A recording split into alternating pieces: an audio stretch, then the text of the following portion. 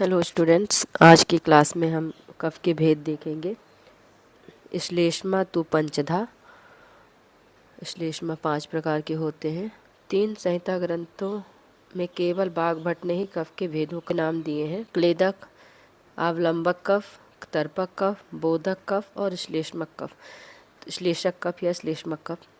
तो इसमें हम लोग नाम से ही पहले देख लेते हैं कि क्लेदक कफ का मतलब क्या होता है। अन्न को क्लेदित करता है या गीला करता है। ठीक है, गीला जैसे हम अन्न खाते हैं तो क्लेदक कफ से उसका संयोग होता है। दूसरा है अवलंबक कफ। उर प्रदेश में मतलब चेस्ट रीजन में रहने वाला कफ जो है उसको अवलंबक कफ कहते हैं। तर्पक कफ जो तर्पण का काम करता है, तो तर्पक कफ सिर में रहता है और चक्षु आदि पांचों ज्ञानेंद्रियों का तर्पण करता है। फिर आता है बोधक कफ। तो बोधक कफ कहाँ होता है? जीभा में होता है। ठीक है, जैसे हम जो टेस्ट बर्ड्स होते हैं तो हम टेस्ट करते हैं ना कि मधुर है या अम्ल पदार्थ हम खा रहे हैं या लवण खा रहे हैं या कटु खा रहे हैं, तो वो बोधक कफ से बोध होता है। श्लेषक कफ, तो श्लेषक कफ जो है संधियों में रहकर लुब्रिकेशन जो कराता है वो श्लेषक कफ होता है।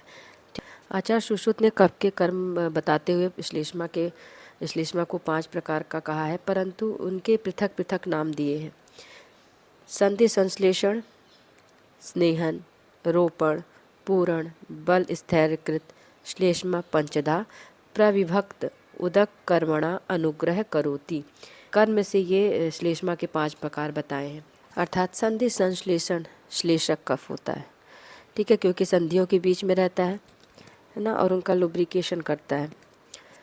स्नेहन, तो स्नेहन क्या है? क्लेदन कर रहा है ना, अन्न को गीला कर रहा है। रोपण, बोधक कफ जो जीभा में रहता है।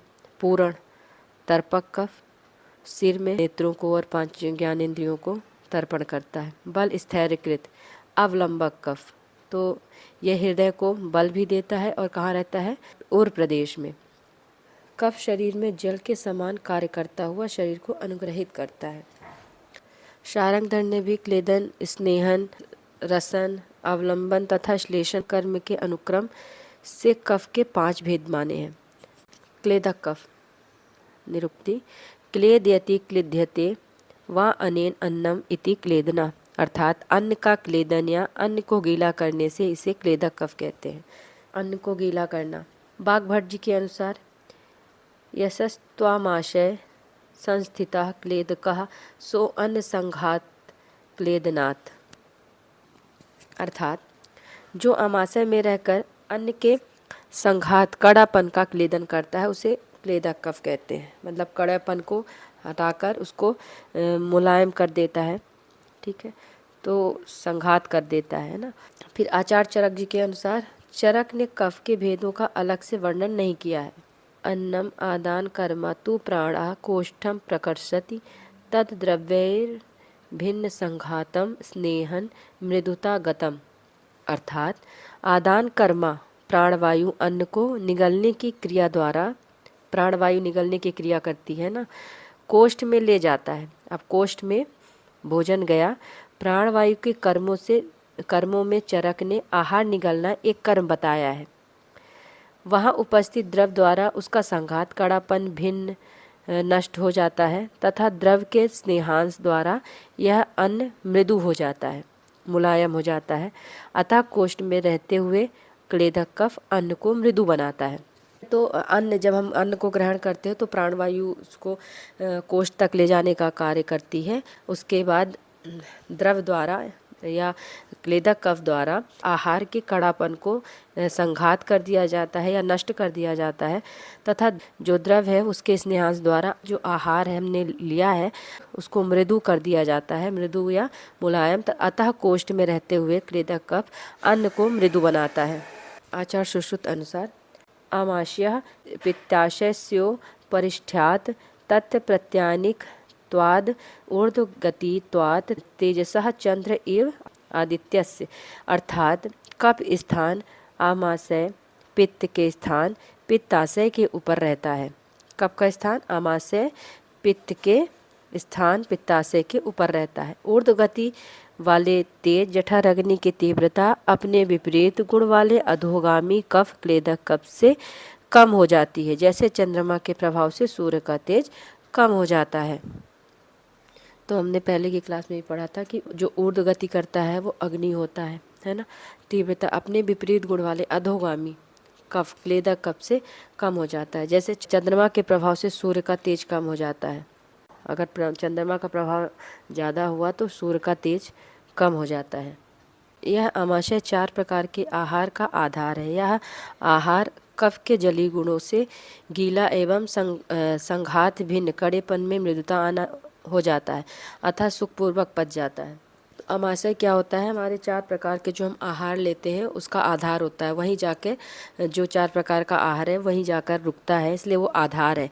जो कफ का जलीय गुण है वो जो आहार हमने लिया है उसको गीला करता है और संघान भिन्न कर देता है, मृदुता लाता है अतः सुखपूर्वक पचाने के लिए वो तैयार कर देता है, तो सुखपूर्वक वो पच जाता है। अवलंबक कफ उरस्था सा त्रिकस्य स्ववीर्यता हृदयस्य अन्यवीर्यच ततस्थ एव अम्बुकर्मणा कफधाम्नां च शीर्षाणां यत् करोत्य अवलंबनम अतो अवलंबकः श्लेष्मा। उर प्रदेश में रहने वाला कफ त्रिक को अपने वीर या शक्ति से अवलंबन करता है। तो कफ का स्थान, अवलंबन कफ का स्थान कहाँ बताया है? तो उर प्रदेश बताया है। और वहाँ रहकर वो त्रिक को अपने वीर का, त्रिक जो होता है ये दोनों शोल्डर और ये अपने नेक को जो ज्वाइंट करता है तो वो त्रिक प्रदेश बनाता है। ठीक है, तो उस त्रिक को अपने वीर या शक्ति से अवलंबन करता है, जो कफ आहार के वीर से या पोषक अंश से हृदय को बल देता है तथा अपने स्थान पर रहते हुए अपने उदक कर्म से शेष स्थानों पर रहने वाले कफों का अवलंबन करता है, उसे अवलंबन कफ कहते हैं। जो आहार हमने लिया है, जो पाचन हुआ, उसके बाद जो पोषक अंश होता है वो हृदय को बल देता है तथा अपने स्थान में रहते हुए उदक कर्म से शेष स्थानों पर रहने वाले कफों का अवलंबन करता है। मतलब चरक जी ने सभी दोषों को, वात पित्त कफ तीनों दोषों को सर्व शरीर चरा अस्तु बोला है कि शरीर में सभी जगह व्याप्त होते हैं। तो ये अपने कफ को अपने कार्य से शेष स्थानों पर जो कफ है उनका अवलंबन करता है, उसे अवलंबक कफ कहते हैं। उपयुक्त विवेचन से स्पष्ट होता है कि त्रिक सामने की ओर दोनों बाहु एवं ग्रीवा तथा पीछे की ओर दोनों बाहु एवं पृष्ठ का संधि स्थल है। इस प्रकार वक्ष हुआ या थोरेक्स है। ठीक है, तो बाहु एवं ग्रीवा स्टर्नोकोस्टल आर्टिकुलेशन और पीछे की दोनों बाहु एवं पृष्ठ कोस्टो वर्टिबुलर आर्टिकुलेशन। अतः त्रिक एवं हृदय को अवलंबित करने वाला कफ अवलंबन कफ कहलाता है। So it can be correlated with pleural fluid and pericardial fluid. Next है बोधक कफ। रस बोधनात् बोधको रसना स्थायी, अर्थात रसना जीवा में स्थित रहकर रस का बोध या ज्ञान कराने वाले बोध को कफ कहते हैं, है ना। तो रस का बोध कराता है। तो रस कितने होते हैं? 6 होते हैं, मधुर, अम्ल, लवण, कटु, तिक्त, कषाय। हम कौन सा रस पान करते हैं उसका बोध या उस ज्ञान, जो ज्ञान है वो बोधक कफ के द्वारा होता है। आचार्य सुश्रुत जी के अनुसार कफ के भिन्न भिन्न कर्म बताते हुए महर्षि सुश्रुत जी कहते हैं, जीवा मूल कंठस्थो जीवेन्द्रियस सौम्यत्वात् समग्र रस ज्ञाने वर्तते। अर्थात जीवा मूल और कंठ में रहने वाला कफ जीवेंद्रिय रसना इंद्रियों द्वारा अपने सौम्य गुण से रसों का सम्यक या ठीक प्रकार से ज्ञान कराता है। महर्षि सुश्रुत यहाँ बोधक कफ का ही वर्णन कर रहे हैं। ठीक है, तो जीवा मूल और कंठ में रहने वाला कफ। ठीक है, तो आचार्य सुश्रुत जी ने जीवा मूल और कंठ को बोधक कफ का स्थान बताया है, जो अपने सौम्य गुण से रसों का ज्ञान कराता है। नेक्स्ट है तर्पक कफ। शिरः संस्थो अक्ष तर्पणात् तर्पकः, अर्थात सिर में स्थित कफ जो अक्ष या चक्षु आदि 5 ज्ञानेंद्रियों का तर्पण करे उसे तर्पक कफ कहते हैं। तो 5 ज्ञानेंद्रिय कौन कौन से हैं? तो कर्ण, त्वक यानी त्वचा, और नेत्र, जीवा, घ्राण, इन 5 ज्ञानेंद्रियों का तर्पण करते हैं। आचार्य सुश्रुत जी के अनुसार शिरस्थम स्नेह संतर्पणा अधिकृतत्वादि इंद्रियाणाम आत्मवीर्याणु ग्रहम करोति, अर्थात शिर में स्थित स्नेह आदि के संतर्पण का अधिकारी कफ है।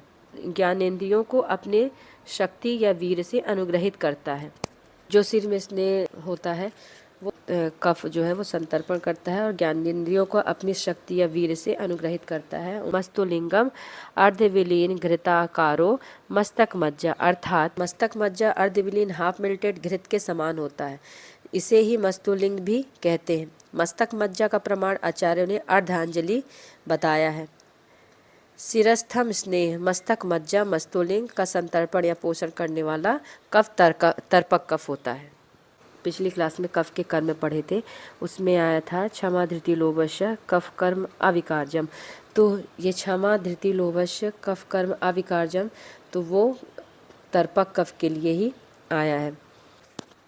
उपयुक्त विवेचन से स्पष्ट होता है कि तर्पक कफ सिर में रहता है। यहाँ ज्ञानेंद्रियों एवं कर्मेंद्रियों के केंद्र सेंसरी एंड मोटर सेंटर्स रहते हैं। इन चक्षु आदि इंद्रियों को तर्पक कफ के द्वारा तर्पण कर दिया जाता है। श्लेषक कफ संधि संश्लेषात श्लेषकः संधिषु स्थिता, अर्थात जो कफ संधियों में रहकर संधियों का संश्लेषण लुब्रिकेशन करता है उसे श्लेषक कफ कहते हैं। अर्थात सुश्रुत अनुसार संधिस्थ श्लेष्मा सर्वसंधि संश्लेषात सर्वसंध्यानुग्रहम करोति, अर्थात संधियों में स्थित श्लेष्मा सर्व संधियों का संश्लेषण लुब्रिकेशन कर सभी संधियों का अनुग्रह अर्थात पोषण करती हैं। तो लुब्रिकेशन कर रही हैं और सभी संधियों का पोषण कौन करता है? तो श्लेषक कफ जो होता है वो सभी संधियों में रहती हैं और सभी संधियों को लुब्रिकेशन करती हैं।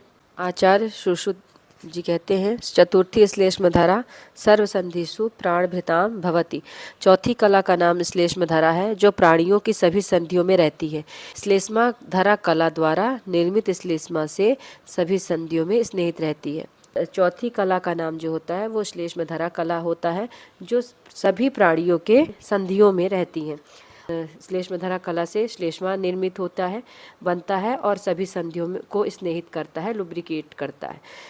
स्नेहाभ्यक्ते यथा ह्यक्षे चक्रम साधु प्रवर्तते संध्या साधु वर्तते संश्लिष्टा संश्लेषमणा तथा, सुश्रुत शारीर में बोला गया है। अर्थात जैसे अक्ष के ऊपर तैर लगाने से पहिया अच्छी प्रकार से चलता है, उसी प्रकार श्लेष्मधरा कला से बनने वाली श्लेष्मा से स्नेहित होकर संधियाँ ठीक प्रकार से कार्य करती हैं।